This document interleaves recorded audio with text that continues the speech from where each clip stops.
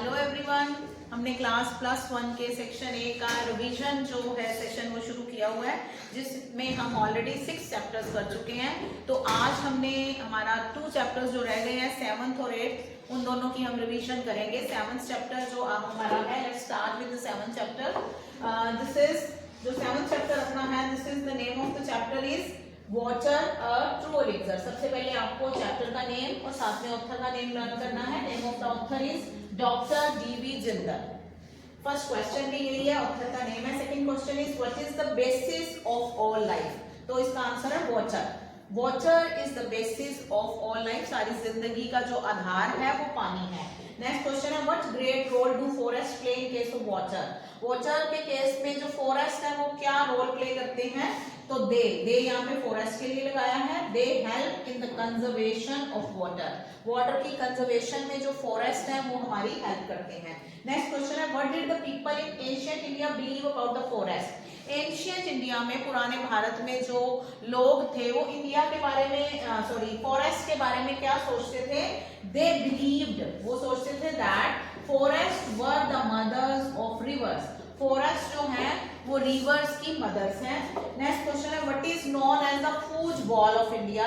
India का जो food ball है, जहाँ पे सबसे ज्यादा फूड की प्रोडक्शन होती है, वो क्या है?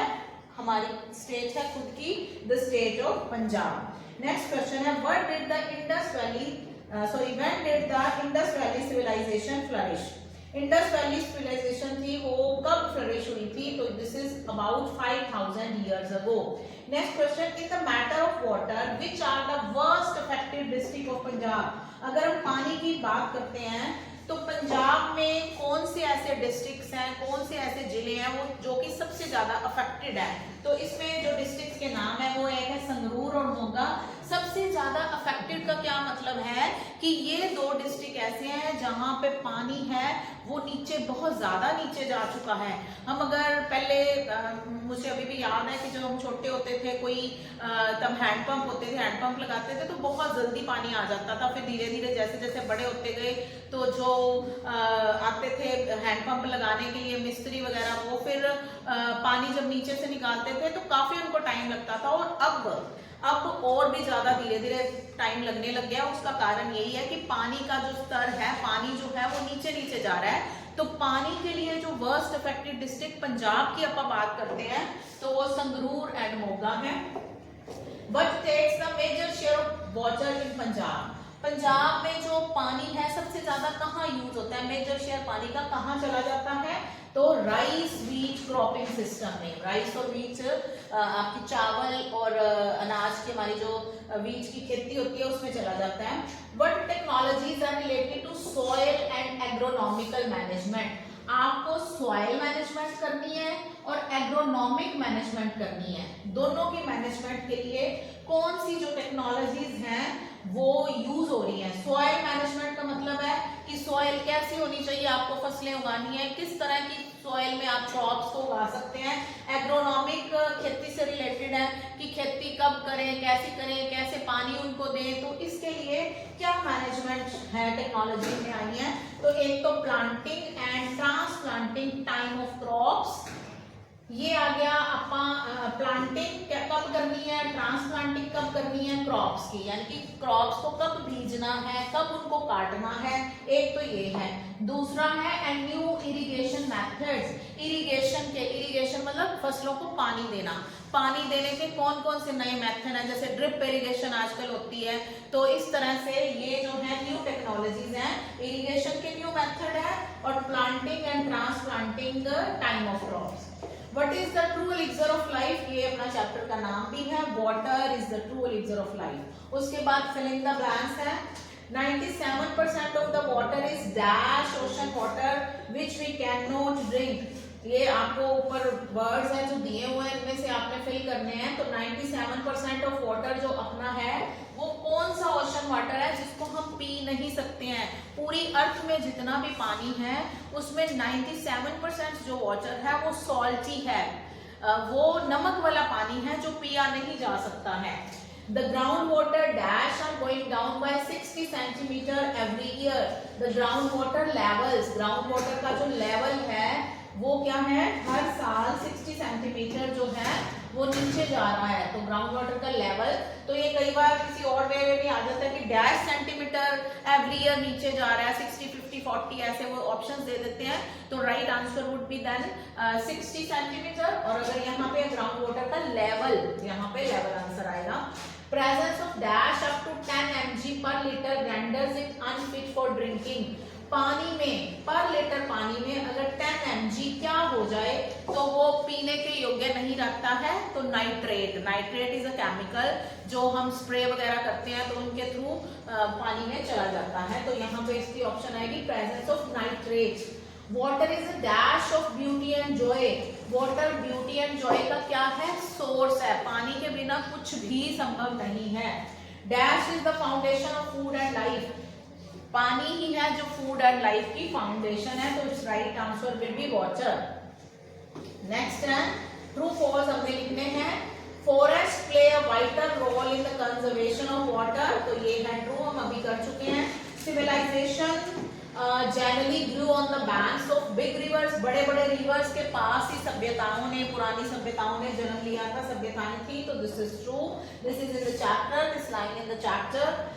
The food bowl of India, the state of Punjab is drawing up very fast. जो इंडिया का फूड बॉल है पंजाब, तो वो बहुत जल्दी ड्राइंग अप हो रहा है, मतलब सूख रहा है, यानी पानी की उसमें कमी आ रही है। Yes, this is true. We can live without water. पानी के बिना हम रह सकते हैं। This is false. पानी के बिना हम नहीं रह सकते। खाने के बिना फिर भी कहते हैं कि 1-2 दिन हम भूखे रह सकते हैं, लेकिन पानी के बिना हम नहीं रह सकते हैं। तो only 2% of the earth water may be available for drinking. 2% ही वाटर है जो पानी है जो पीने योग्य है। दिस इज फॉल्स, क्योंकि only 1% of water is available for drinking. तो this is all about this chapter. Our next chapter is no time. हाँ, पहले पानी की मैं बात करूंगी। तो इतना पानी जो है वो नीचे जा रहा है, तो हम सबका ये ड्यूटी बनती है, हम सबका फर्ज बनता है, हम किसी ना किसी तरीके से पानी को बचाने के लिए अपने प्रयास जरूर करें, क्योंकि पानी बहुत नीचे जा रहा है। और हमने पिछले लेसन में भी किया है कि हमें आने वाली जनरेशन्स के लिए जो रिसोर्सेज हैं उनको बचा के रखना पड़ेगा। तो आप भी, आप सब स्टूडेंट्स हैं जो इसमें सहयोग दे सकते हैं। आपको कहीं पे भी रनिंग टैप मिलती है, रनिंग टैप मींस पानी चल रहा है, कोई टूटी चल रही है, तो आप उसको बंद कर दिया करो। कई बार क्या होता है, कोई पब्लिक जगह पे है, टैप्स चल रही है, तो we don't bother about that कि चल रही है तो चले जाए, हमारा कौन सा बिल आ रहा है। तो ये एटीट्यूड हमें छोड़ना पड़ेगा। आपको कहीं भी चलता हुआ पानी नजर आता है तो उसको बंद करो। जहां पे आप पानी बचा सकते हो, आपकी मदर्स हैं, आप उनको कह सकते हो कि जो सब्जियां धोती हैं वही पानी है, जो पौधों को दे सकते हैं उनके लिए अलग पानी देने की जरूरत नहीं है। या जो गर्मियों में अब एसी चलेंगे तो एसी का वाटर है वो भी जो है आप उनको जैसे कपड़े धोने के लिए मैं खुद यूज करती हूँ एसी का वाटर। हम पूरे वो बड़ी सी बकेट लगाई हुई है, उसमें पाइप डाल देते हैं और जो पानी भरता है वो हम कपड़े धोने के लिए यूज करते हैं। तो कहीं ना कहीं हम अपना सहयोग दे सकते हैं पानी को बचाने के लिए। कहीं भी अब घरों में यूजुअली क्या होता है, बहुत बार ऐसे होता है कि टैप जो है थोड़ी थोड़ी डिप डिप डिप पानी उसमें से निकलता रहता है, तो हम लोग बॉदर नहीं करते हैं। तो हमें प्लम्बर को बुला के उसी टाइम उनको ठीक करवाना चाहिए। जैसे बूंद बूंद से घड़ा भरता है, तो हम एक एक बूंद बचा के पानी को बचाने में अपना सहयोग दे सकते हैं। तो आई होप आप जो सब स्टूडेंट्स हैं वो अपना पानी को बचाने के लिए थोड़ा थोड़ा प्रयास जरूर करेंगे। तो अब हम नेक्स्ट लेसन की ओर मूव करते हैं। The name of the next chapter is no time for fear. So this is written by Philip Yancey। तो इसमें 2 कनाडा के यंग पर्सन्स हैं, मैल्कॉम और बॉब। उनकी कहानी है जिनका कि एक ग्रिजली बेयर के साथ उनका एनकाउंटर होता है। वो कैसे, जो मैल्कॉम है वो कैसे बचता है, वो सारी इसमें स्टोरी है। तो इसमें है who were the protagonist of the story. तो अभी जैसे मैंने आपको बताया प्रोटैगनिस्ट का मतलब होता है कि मेन कैरेक्टर। तो इस स्टोरी के जो मेन कैरेक्टर हैं वो कौन कौन से हैं, अभी मैंने बताया। उनके short form Malcolm and Bob है, फुल नेम उनके मैल्कॉम एस्पेसलेट एंड बॉब बैकहैंड। Malcolm and Bob had gone for a hike to बालू pass that was in dash. वो बालू पास में दोनों हाइकिंग के लिए गए होते हैं। तो वो कहाँ पे है, this is in British Columbia के ग्लेशियर नेशनल पार्क में है, कनाडा में। कनाडा में एक प्रोविंस है जिसको शॉर्ट फॉर्म में सब BC बोलते हैं, actually this is British Columbia. तो वो ब्रिटिश कोलंबिया के नेशनल पार्क में ब्रिटिश कोलंबिया के ग्लेशियर नेशनल पार्क में गए थे। मैल्कम एंड बाब वर अटैक्ड बाय अ डैश, जैसे कि मैंने अभी आपको बताया है, तो सही आंसर इसका है ग्रिजली बेयर। नेक्स्ट क्वेश्चन है what did they why did they spend the night in one of parks and pine cabins during the hike. तो वो जब हाइकिंग पे जा रहे थे तो उनको रात जो थी एक केबिन में बितानी पड़ी थी, वहां पे एक केबिन था, क्यों बितानी पड़ी थी? तो इसका आंसर है कि having been unexpectedly caught in a freak snow flurry during the hike they had to spend the night in one of the park's alpine cabin. क्या हुआ था कि जब वो हाइकिंग के लिए जा रहे थे तो वहां पे स्नोफॉल हो गया था, स्नो एकदम से पड़ने लग गई थी, तो इसलिए उनको केबिन में रुकना पड़ा था, वो आगे मूव नहीं कर सकते थे। नेक्स्ट क्वेश्चन है the young couple began their descent hike in the evening. Evening में शुरू करी थी, नो दिस इज फॉल्स। अब क्यों फॉल्स है ये भी लिखा हुआ है। They begin their descent hike about mid morning. तो उन्होंने जो नीचे उतरना, डिसेंट हाइक का मतलब होता है नीचे उतरने का जो था हाइक थी, वो कब शुरू करी थी? मिड मॉर्निंग में करी थी, इसलिए इवनिंग वाला फॉल्स है। Malcolm and Bob had started the hike to बालू पास ऑन डैश। कब शुरू करी थी? तो ये डेट है, डेट तो आपको लर्न करनी पड़ेगी। दिस इज 30 सितंबर 1971। अगला क्वेश्चन है why were Malcolm and Bob frightened on seeing the two bear cub. जब मैल्कम और बाब ने बियर के बच्चे देखे थे, जब उन्होंने बियर के बच्चे देखे तो वो उनको बड़ा डर सा लगा। क्यों लगा था? क्योंकि बच्चे थे तो उनको लगा कि इनकी मदर भी कहीं पास ही होगी। तो ग्रिजली बेयर एक्चुअली क्या होता है? बहुत खूंखार से ब्राउन कलर के भालू जो अमेरिका और कनाडा जैसे देशों में मिलते हैं। तो the two bear cubs were about 20 meters to the right, which meant that the mother bear could be nearby। उसका मतलब था, जैसे मैंने आपको बताया है, कि मदर बियर थी वो पास ही होगी। Malcolm attacked the grizzly with dash. किससे अटैक किया था मैल्कम ने ग्रिजली पर? With the hunting knife. Next question है गॉडी पैटो was the first aid attendant. True है या फॉल्स है? दिस इज फॉल्स, क्योंकि जो गॉडी पैटो था वो एक वार्डन था और Ned Clo was a first aid attendant. Ned Clo was a first aid attendant. अगर आपको नेड क्ले आता है फर्स्ट एड अटेंडेंट था, तो दिस इज ट्रू। और ये दोनों आप कौन थे और दोनों के नाम आप जरूर याद कर लेना, किसी और फॉर्म में भी इसमें जो क्वेश्चन है वो बन के आ जाते हैं। नेक्स्ट है Malcolm was taken to dash in a rescue helicopter. Malcolm को जो पूरी तरह से जख्मी हो गया तो कहाँ लेके गए थे उसको? क्वीन विक्टोरिया हॉस्पिटल ऑन रेवलस्टॉक में। ये हॉस्पिटल का नाम है जहाँ पे उसको लेके गए थे। The task of restoring Malcolm's face was compared to dash.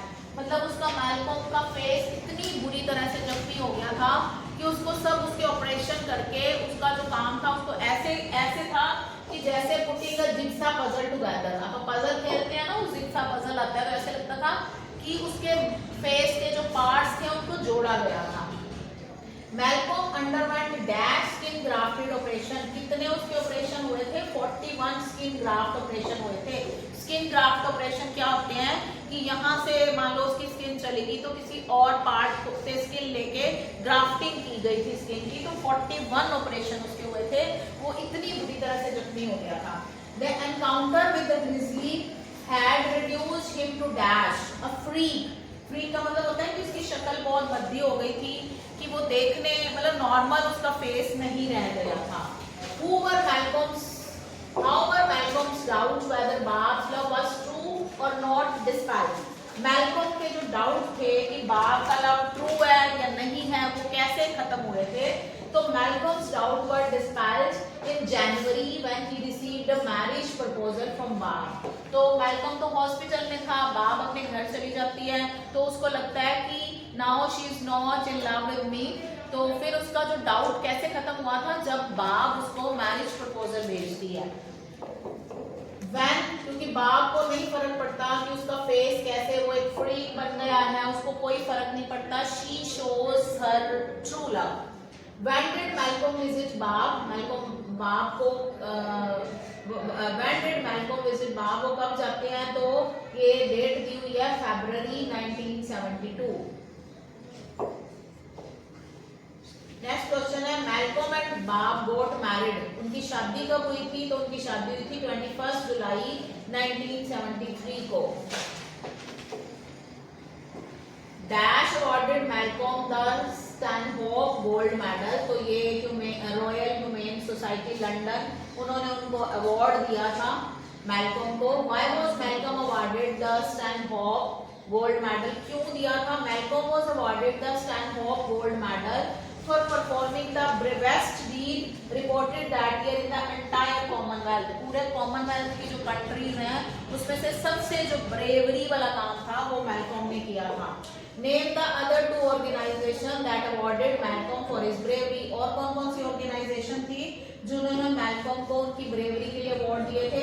Royal Canadian humane association ने और the Carnegie hero fund commission, इन्होंने इनको अवार्ड किया था।